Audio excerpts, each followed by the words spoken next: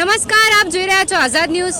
આ પાટણમાં બીજી ઘટના સામે આવી છે। પહેલા પદમના ચોકડી ઉપર ગાડીનું સળગવાની ઘટના સામે આવી હતી, પરંતુ અહીંયા સિદ્ધપુર ચોકડી આવેલા પુલ સાઈડ એક નવું બાઇક સળગી જવાની ઘટના સામે આવી છે।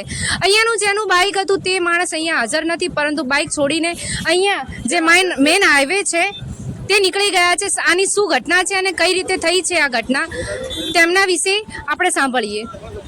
શું ઘટના થઈ હતી કે બાઇક કઈ રીતે સળગ્યું?